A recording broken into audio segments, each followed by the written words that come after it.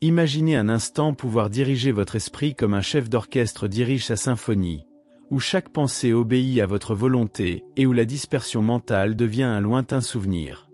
Dans un monde où les distractions se multiplient à une vitesse vertigineuse, où notre attention est constamment sollicitée par mille et une sollicitations, existe-t-il vraiment une méthode pour développer une concentration si puissante qu'elle transforme littéralement notre capacité à réussir dans tous les domaines de la vie? Cette question tourmente des millions de personnes qui se battent quotidiennement contre l'éparpillement de leurs pensées, sans savoir qu'une découverte révolutionnaire pourrait changer à jamais leur relation avec leur propre esprit. Au cours de ses recherches approfondies sur les secrets des plus grands leaders et entrepreneurs de son époque, Napoléon a identifié un principe fondamental qui sépare les individus ordinaires de ceux qui atteignent des sommets extraordinaires.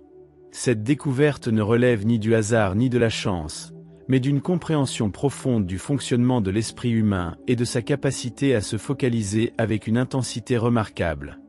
Les personnalités les plus influentes de l'histoire industrielle américaine lui ont confié leurs secrets les plus intimes, révélant une approche révolutionnaire de la concentration qui défie tout ce que nous croyons savoir sur notre potentiel mental.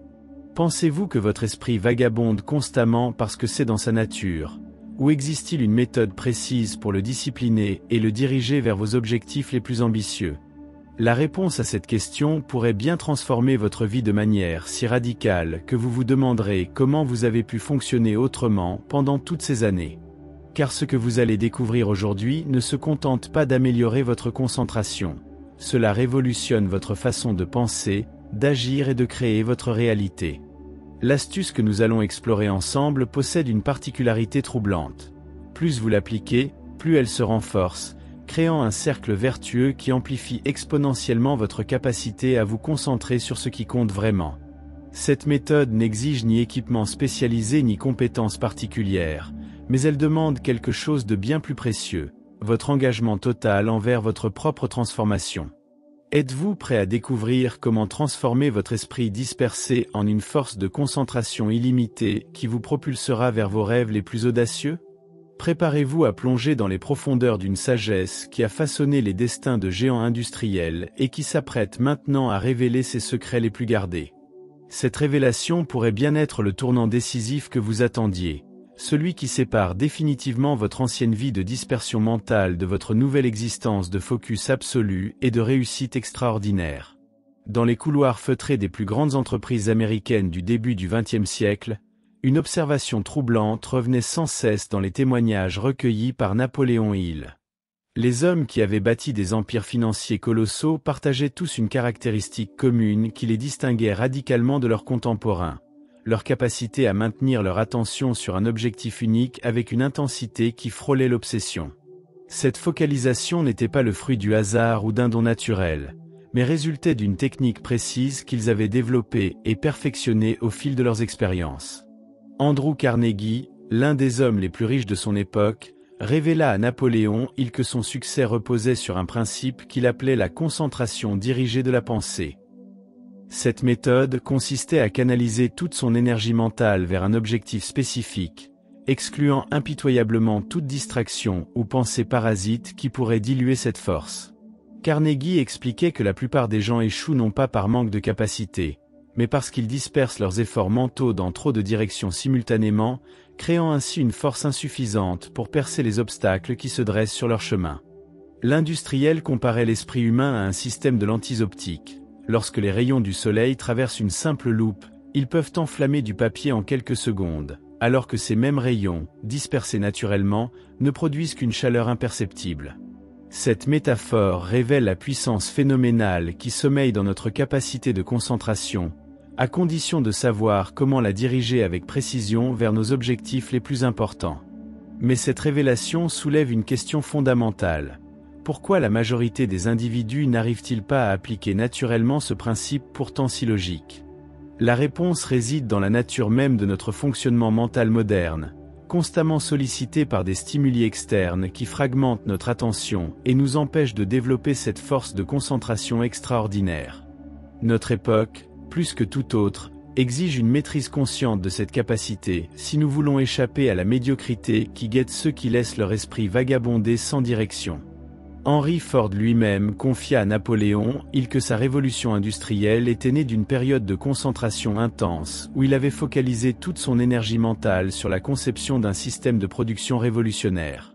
Pendant des mois, il avait discipliné son esprit pour qu'il ne s'attarde sur aucune autre préoccupation, créant ainsi les conditions mentales nécessaires à l'émergence de solutions innovantes qui transformeraient à jamais l'industrie automobile. Cette approche révèle une vérité dérangeante sur notre potentiel inexploité. Nous possédons tous cette capacité de concentration illimitée, mais nous l'avons simplement oubliée sous le poids des habitudes mentales destructrices que nous avons développées au fil des années. Reconnaître cette réalité constitue le premier pas vers la reconquête de notre pouvoir mental authentique. L'essence de cette découverte repose sur un principe aussi simple qu'il est révolutionnaire. La concentration n'est pas une compétence que l'on possède ou que l'on ne possède pas, mais une force que l'on développe consciemment en appliquant des techniques précises qui redirigent progressivement notre énergie mentale vers nos objectifs prioritaires. La technique de concentration développée par ces maîtres de la réussite repose sur un fondement psychologique fascinant que Napoléon Hill a minutieusement étudié, la capacité de l'esprit humain à créer des sillons mentaux qui canalisent automatiquement nos pensées vers des directions spécifiques. Cette découverte révèle que notre cerveau fonctionne comme une rivière qui creuse progressivement son lit. Plus nous dirigeons consciemment nos pensées vers un objectif particulier, plus notre esprit développe naturellement cette tendance, jusqu'à ce que cette focalisation devienne un automatisme puissant. Thomas Edison, le prolifique inventeur, partageait avec Napoléon Hill sa méthode personnelle pour atteindre cet état de concentration extraordinaire. Il expliquait qu'il commençait chaque journée par ce qu'il appelait l'alignement mental, un processus où il visualisait avec une précision chirurgicale l'objectif sur lequel il souhaitait concentrer toute son énergie créatrice. Cette visualisation ne se contentait pas d'être une simple image mentale, elle impliquait tous ses sens, créant une expérience si vivide que son esprit ne pouvait plus concevoir d'autre possibilité que la réalisation de cet objectif. Cette approche révèle un aspect crucial souvent négligé. La concentration véritable ne consiste pas à forcer notre esprit à rester fixe sur une idée, mais à créer un état d'attraction mentale si puissant que toutes nos pensées convergent naturellement vers notre objectif. C'est la différence fondamentale entre l'effort mental épuisant et la focalisation fluide qui caractérise les grands réalisateurs. Napoléon Hill observa que ces personnalités exceptionnelles avaient développé une capacité remarquable à transformer leurs désirs en idées fixes qui imprégnaient totalement leur conscience. Cette transformation ne se produisait pas instantanément, mais résultait d'un processus graduel de conditioning mental où chaque pensée, chaque action, chaque décision était systématiquement alignée sur leur objectif principal. L'industriel Charles Schwab révéla à Napoléon Hill une technique particulièrement efficace qu'il nommait l'immersion totale. Cette méthode consistait à s'entourer physiquement et mentalement de tout ce qui se rapportait à son objectif. Il lisait exclusivement des ouvrages liés à ses projets, s'entourait de personnes qui partageaient sa vision, et même décorait son environnement de travail avec des éléments qui lui rappelaient constamment sa mission. Cette immersion créait un champ de force mentale qui rendait pratiquement impossible toute distraction durable. Cette approche révèle une vérité psychologique profonde. Notre esprit est constamment influencé par notre environnement, et en contrôlant consciemment ces influences externes, nous pouvons programmer notre subconscient pour qu'il maintienne automatiquement notre focus sur nos priorités essentielles. Cette découverte transforme complètement notre compréhension de la concentration, qui passe d'un effort de volonté à un système intelligent de conditionnement mental. La beauté de cette méthode réside dans son effet cumulatif. Chaque jour de pratique renforce les sillons mentaux de concentration, créant une spirale ascendante qui démultiplie exponentiellement notre capacité à rester focalisé sur nos objectifs les plus ambitieux. Cette progression constante explique pourquoi certains individus semblent posséder une concentration surnaturelle alors qu'ils ont simplement appliqué ces principes avec constance et méthode. L'aspect le plus fascinant de cette technique de concentration réside dans ce que Napoléon Hill appelle l'effet de résonance mentale.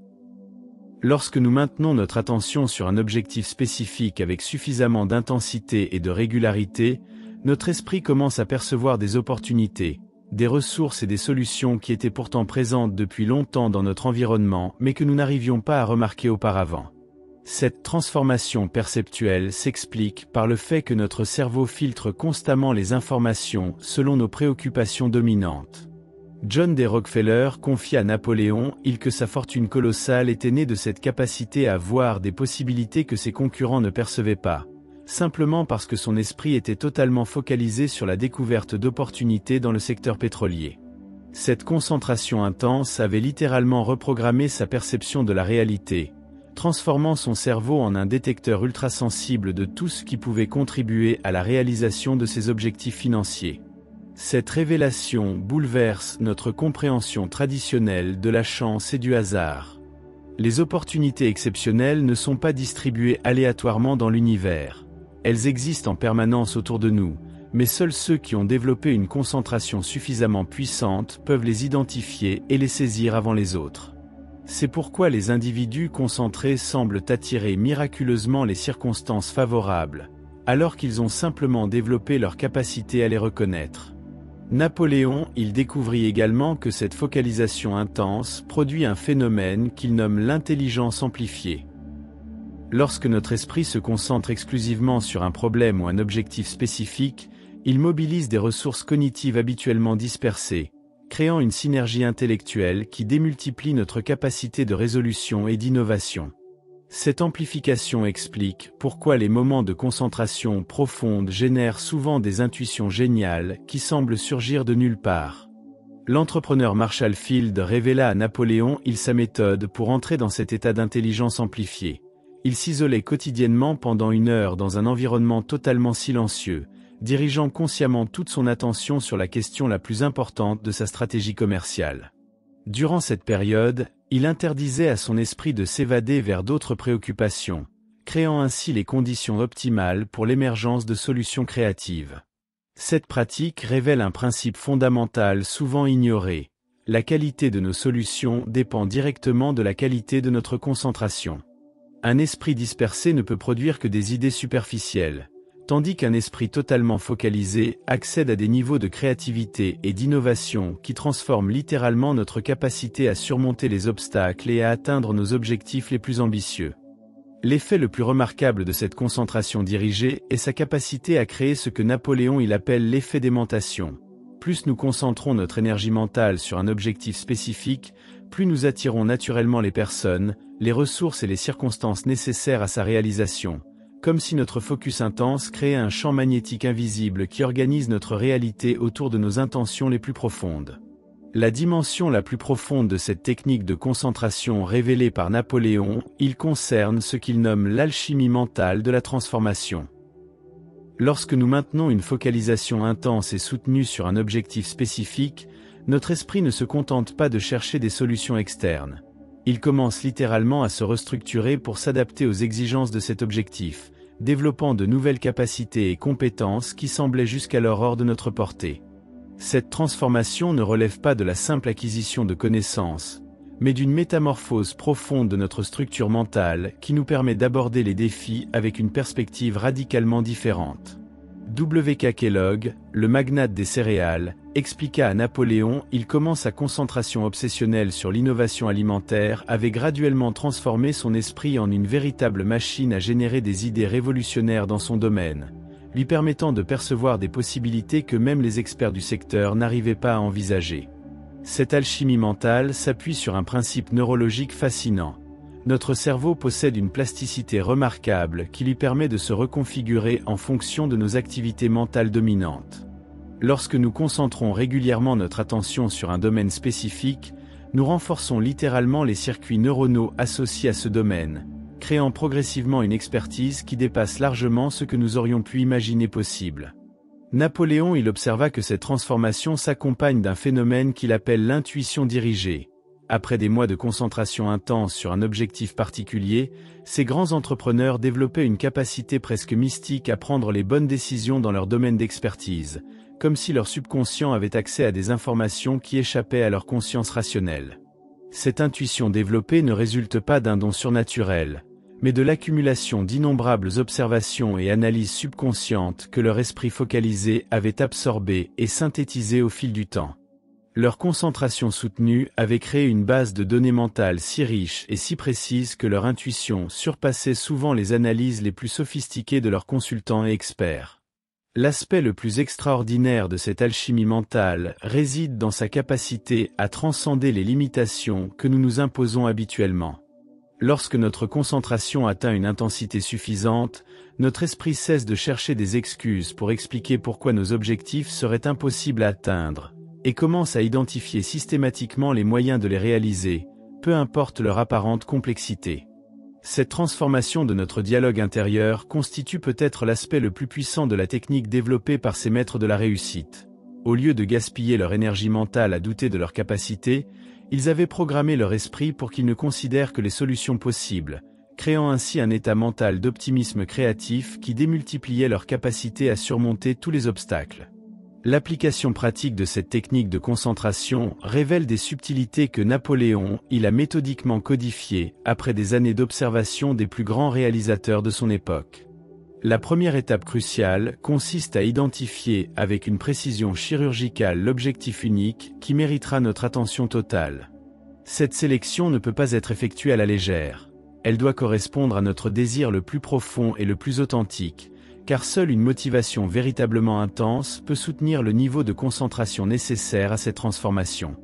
George Eastman, le fondateur de Kodak, révéla à Napoléon sa méthode pour cristalliser cet objectif principal.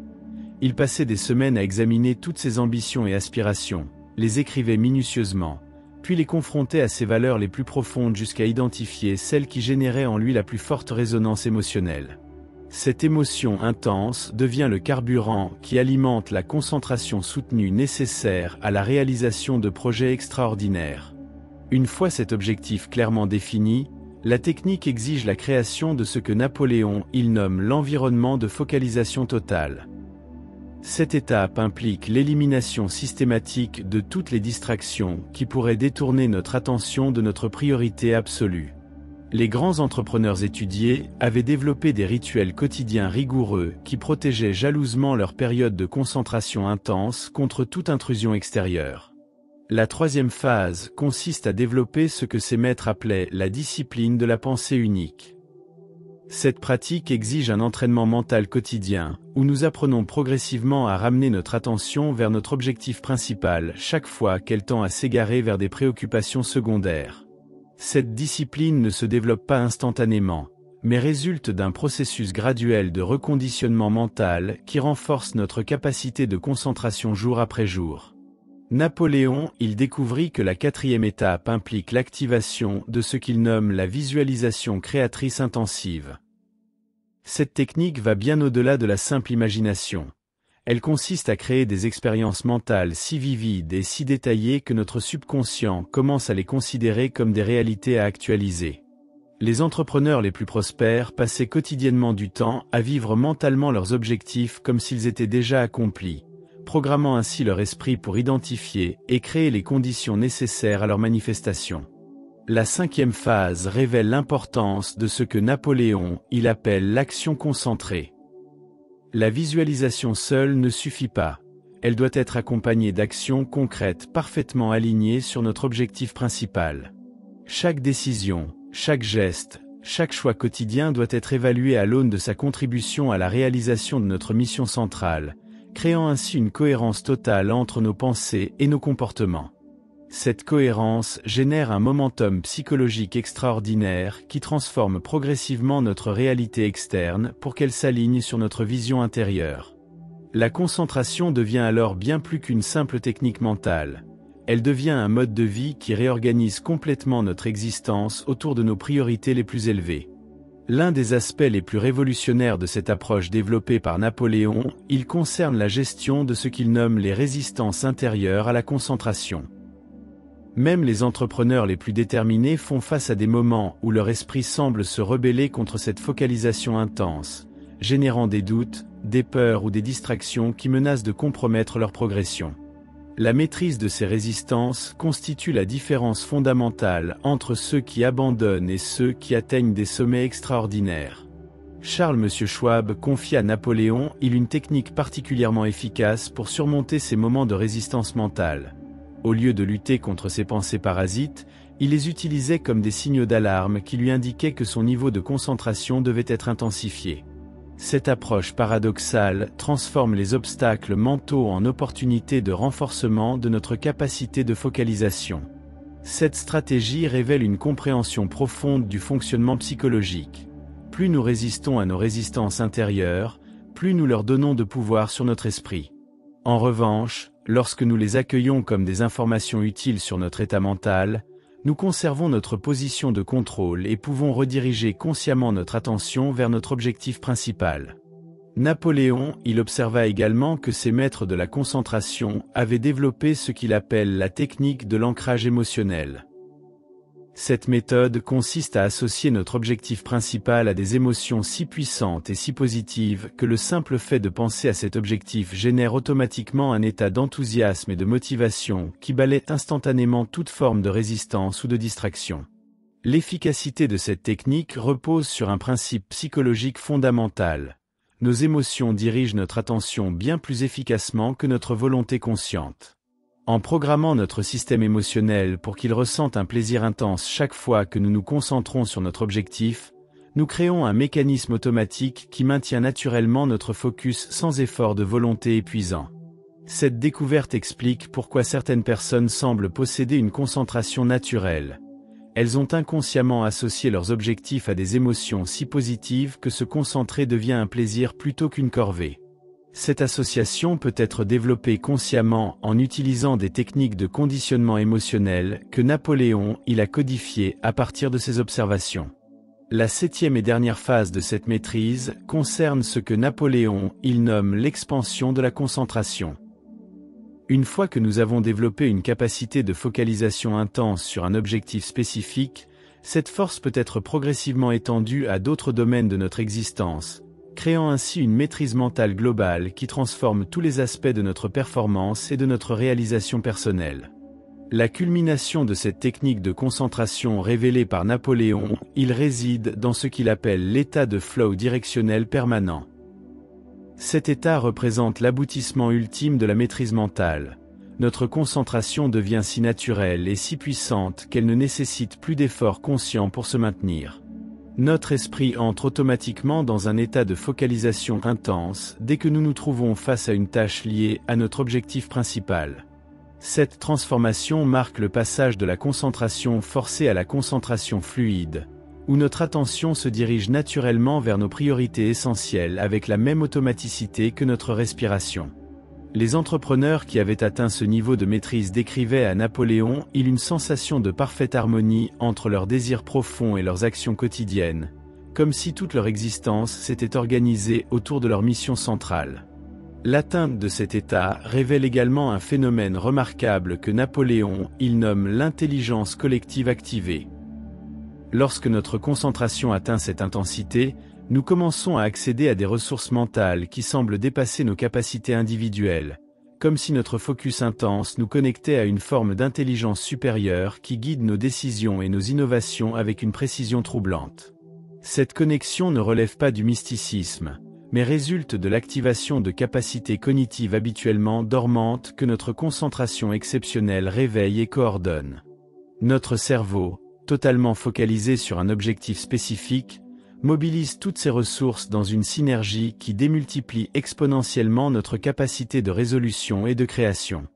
L'aspect le plus extraordinaire de cette maîtrise ultime réside dans son effet sur notre perception du temps et de l'effort. Les tâches qui semblaient auparavant difficiles et fastidieuses deviennent fluides et naturelles, car notre esprit concentré y trouve une source de satisfaction profonde. Cette transformation explique pourquoi les grands réalisateurs semblent accomplir des quantités de travail impossibles tout en conservant leur énergie et leur enthousiasme. Napoléon, constata que cette maîtrise génère également ce qu'il appelle l'effet d'inspiration contagieuse. Lorsque nous atteignons ce niveau de concentration et de focus, notre état mental influence positivement tous ceux qui entrent en contact avec nous, créant un cercle d'influence qui démultiplie notre impact et attire naturellement les collaborations les plus fructueuses.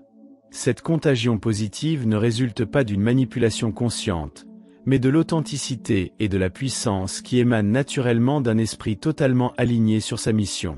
Cette force d'attraction constitue l'un des bénéfices les plus précieux de la maîtrise de la concentration. Elle transforme notre simple présence en un catalyseur qui inspire et élève tous ceux qui croisent notre chemin, créant ainsi les conditions optimales pour la réalisation de nos plus grandes ambitions.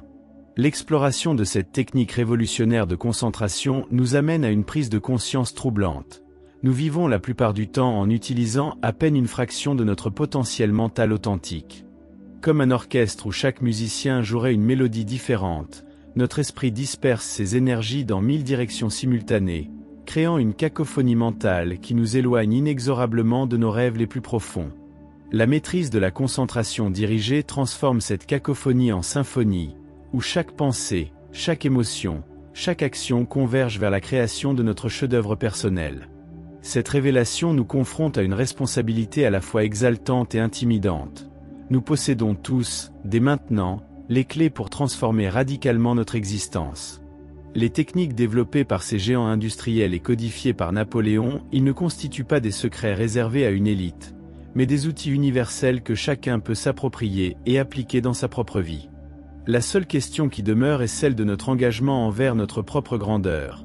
Sommes-nous prêts à abandonner le confort de la dispersion mentale pour embrasser la discipline exigeante mais libératrice de la concentration maîtrisée ? L'ironie de notre époque moderne réside dans cette contradiction fascinante. Nous disposons de plus d'outils, de ressources et d'opportunités que jamais dans l'histoire de l'humanité, mais nous n'avons jamais été aussi distraits et dispersés mentalement. Cette technique de concentration devient donc bien plus qu'une simple méthode d'amélioration personnelle. Elle représente un acte de résistance contre la fragmentation de notre attention, une déclaration d'indépendance face aux forces qui cherchent à nous maintenir dans la médiocrité de la dispersion. La beauté de cette approche réside dans sa capacité à transformer notre perception même de la difficulté et de l'obstacle. Lorsque notre esprit est totalement concentré sur un objectif qui nous passionne véritablement, les défis cessent d'être des problèmes pour devenir des énigmes fascinantes à résoudre. Cette transformation de notre rapport aux difficultés constitue peut-être le cadeau le plus précieux de la maîtrise de la concentration.